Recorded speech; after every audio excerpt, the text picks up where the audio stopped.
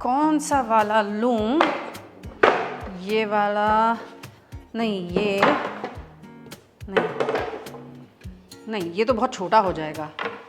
आप सोच रहे होंगे मैं इतने सारे बोर्ड्स का क्या कर रही हूँ। तो आज होली पे स्पेशल मैं बनाने जा रही हूँ एक चार्ट बोर्ड। अब ये चार्ट बोर्ड क्या होता है, चलिए सबसे पहले आज आपको वही दिखाती हूँ। तो जैसे एक चीज बोर्ड बनता है ना, एग्जैक्टली वैसे ही आज हम एक चार्ट बोर्ड बनाएंगे और इसमें चार्ट के अलग अलग एलिमेंट्स को प्रेजेंट करेंगे।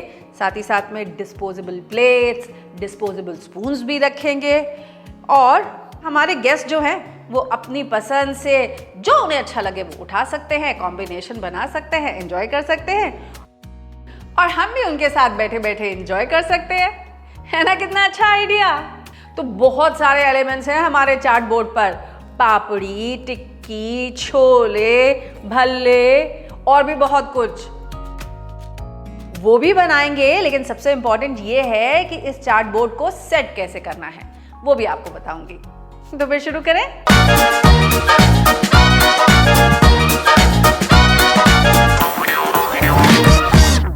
तो शुरू करते हैं कुछ बहुत ही इंपॉर्टेंट पॉइंटर्स के साथ।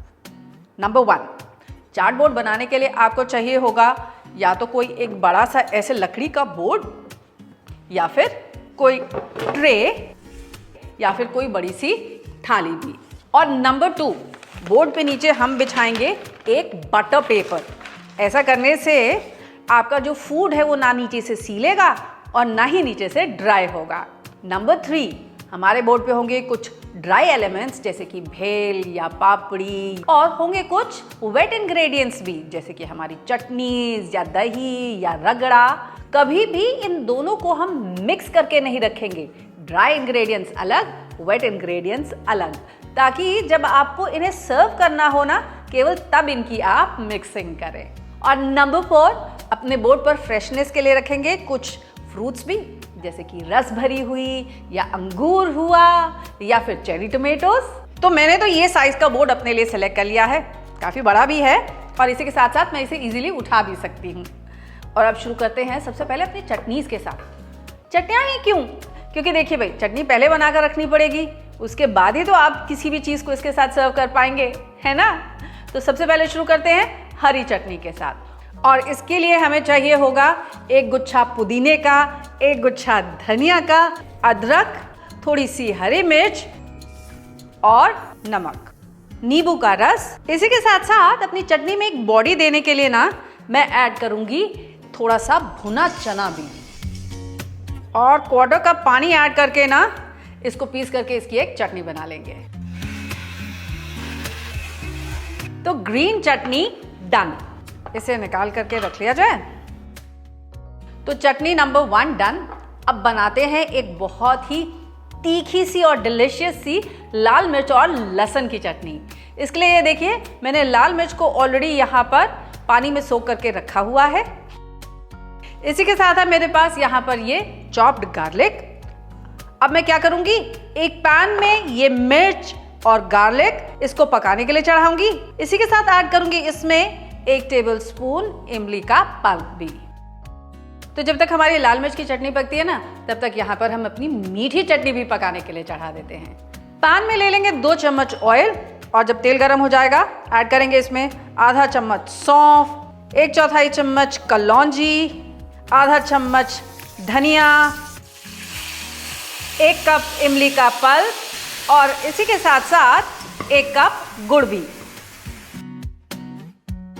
और ऐड करेंगे इसमें स्वाद के अनुसार नमक, थोड़ा सा जीरा पाउडर और थोड़ा लाल मिर्च पाउडर भी।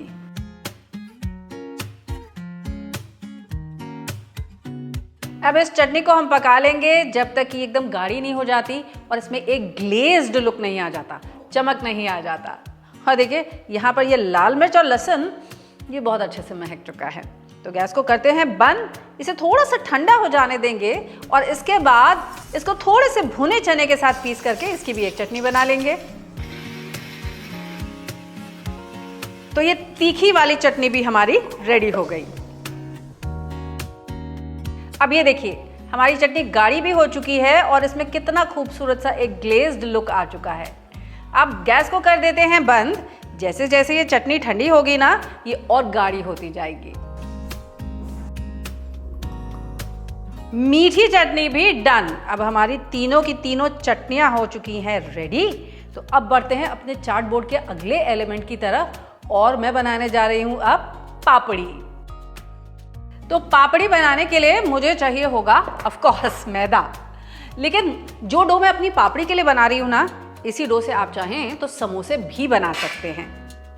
तो सबसे पहले 2 कप मैदे में मैं ऐड करूंगी आधा छोटा चम्मच अजवाइन, और इस अजवाइन को अपने हाथों के बीच में रगड़ करके मैं तब ऐड करूंगी। ऐसा करने से ये अजवाइन और फ्रेग्रेंट हो जाती है। ऐड करेंगे आधा छोटा चम्मच नमक, और इसी के साथ साथ 2 टेबलस्पून घी। घी को मैदे में रब कर लेंगे जब तक कि it starts resembling bread crumbs. अब ये देखिए, अगर मैं इसे अपने हाथ में यूं बांधूं ना, तो ऐसा ये लड्डू बन जाना चाहिए, यानी कि इसमें मोयन अच्छे से लग चुका है। अब इसमें थोड़ा थोड़ा करके पानी ऐड करेंगे और इसको नीड करके इसका एक स्मूथ सा डो प्रिपेयर कर लेंगे।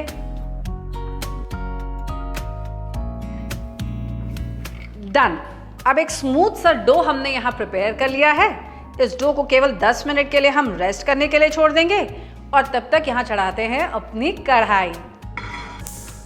अब होली में सबके घर में एक बार चढ़ती है कढ़ाई, और उसी में बना ली जाती है गुजिया, इसी के साथ साथ पापड़, चिप्स, दही बड़े सब इकट्ठे तल के रख लिए जाते हैं, है ना। अब हमको लगता ये है कि भाई इतना तला भुना खा रहे हैं तो कम से कम तेल ही कोई ऐसा मिल जाए जो हो लाइट। अब मैं तो इस्तेमाल करती हूँ Emami healthy and tasty ultra light oil का। Emami healthy and tasty soybean oil है अल्ट्रा लाइट। ये खाने में बिल्कुल चिपचिपाता नहीं है और खाने को रखता है हल्का फुल्का। आप इसे ज़रूर ट्राई कीजिएगा और मुझे बताइएगा मेरी पसंद आपको पसंद आई कि नहीं। अब 1 मिनट के लिए मैंने अपने डो को और नीड कर लिया है, और इसे पतला पतला रोल आउट करके, या तो आप किसी कटोरी के हेल्प से या फिर कुकी कटर की हेल्प से इसकी छोटी छोटी पापड़ी कट कर लीजिएगा।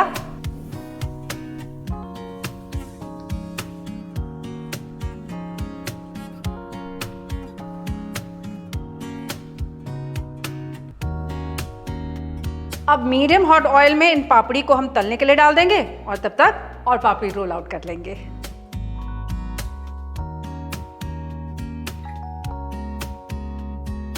तो जब तक मेरी पापड़ी यहाँ फ्राई होती है ना, यहाँ मैंने उड़द की दाल को भिगो करके रखा हुआ था। इस दाल को पीस करके मैं इसकी एक पीठी बना लूंगी टू मेक माई दही बड़े। अब दाल को निकाल लेंगे एक बोल में, और इसे बहुत अच्छे से हम फेंट लेंगे। जितना अच्छे से आप इसे फेंट लेंगे ना, उतने लाइट एंड फ्लफी आपके दही बड़े बनेंगे। अच्छा, मैंने अपनी कढ़ाई ना यहाँ पे दूसरी गैस पे चढ़ा दी है, जिसकी हीट इन पापड़ी को फ्राई करने के लिए परफेक्ट है, यानी कि मीडियम हॉट।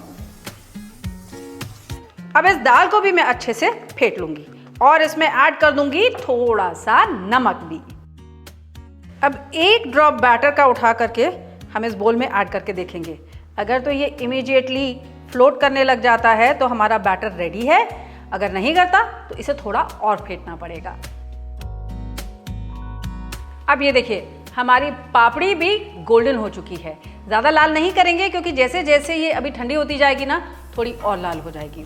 तो इसे भी निकाल लेते हैं। देखा, कहा था ना मैंने आपसे, हमारी पापड़ी कितनी लाइट बनेगी। देखिए, इसमें बिल्कुल तेल नहीं है। तो अब तेल को फिर से हो जाने देते हैं एक बार गरम, और फिर ऐड कर देंगे इसमें छोटे छोटे से दही बड़े। बहुत बड़े वाले नहीं, क्योंकि ये जा रहे हैं हमारे चाट बोर्ड पर। मेरे छोटे छोटे से दही बड़े भी फ्राई हो चुके हैं, इन्हें भी निकाल लिया जाए। तो जैसे मैंने कहा था, जब कढ़ाई चढ़ेगी तब साथ ही साथ में सब कुछ एक ही बार में हम फ्राई करके निकाल लेंगे, ताकि हल्के फुल्के से चिप्स, दही बड़े, पापड़ी सब रेडी हो जाए। तो ये आलू के चिप्स, इनके बिना तो लगता है जैसे होली में कुछ कमी रह गई। ये आलू के चिप्स भी फ्राई कर लेते हैं। तो ये हल्के फुल्के से आलू के चिप्स हम निकालेंगे और इमीडिएटली इन पे थोड़ा सा नमक कश्मीरी रेड चिली पाउडर, थोड़ा सा चाट मसाला डाल करके इसे टॉस करके रख लेंगे।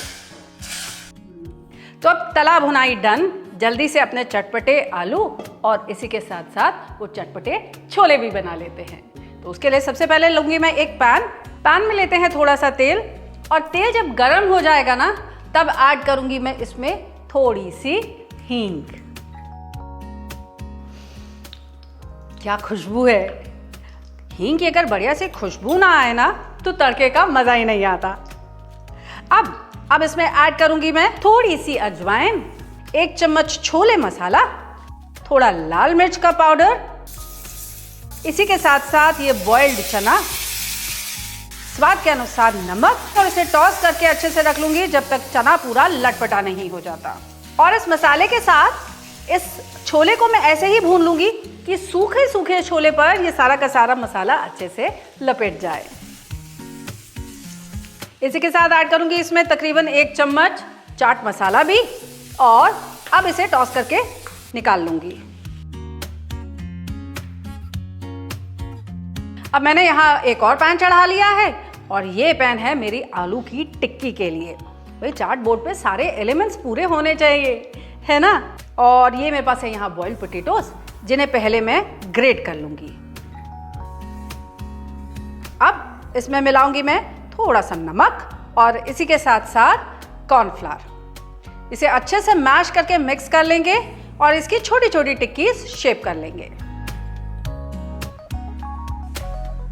और अब आप चाहें तो इन्हें शैलो फ्राई कर सकते हैं, या चाहें तो आप इन्हें डीप फ्राई भी कर सकते हैं। फॉर द सिंपल रीजन, आपने इसमें कॉर्नफ्लावर ऐड किया था ना, उसकी वजह से ये आलू तेल में बिल्कुल नहीं फटेगा।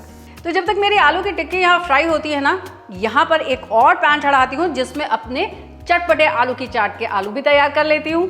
2 टेबलस्पून ऑयल में मैं ऐड करूंगी 1 चुटकी हींग, और इसमें ये फुल बॉइल्ड पोटैटोस को मैं ऐड करके सौते कर लूंगी जब तक कि ये बाहर से थोड़ा गोल्डन नहीं हो जाते। आलू की टिक्की भी लाल हो चुकी है, तो इसे भी निकाल लिया जाए। टिक्की डन। मेरे आलू भी जो यहाँ पे काफी लाल हो चुके हैं ना, अब इनमें ऐड करने के लिए मैं क्या करूंगी, एक बोल में ले लूंगी 1 चम्मच लाल मिर्च का पाउडर, 1 चम्मच नमक और 3 से 4 टेबलस्पून पानी, और इसका एक घोल बना लूंगी। और इस आलू के ऊपर पोर कर दूंगी मैं ये प्रिपेयर किया हुआ पेस्ट। इसे कुक कर लेंगे जब तक ये सारा का सारा पानी सूख नहीं जाता। तो देखिए हमारे चटपटे आलू भी डन। अब जैसे जैसे ये ठंडे होंगे ना, तो वैसे वैसे इसके ऊपर का ये जो पानी है वो भी सूखता जाएगा। जब ये आलू ठंडे हो जाएंगे, इन्हें छोटे छोटे पीसेस में कट करके हम रख लेंगे।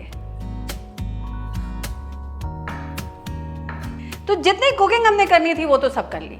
अब दही प्रिपेयर कर लेते हैं। थोड़ी सी चीनी, थोड़ा सा नमक, ऐसे अच्छे से फेंट करके रख लेंगे।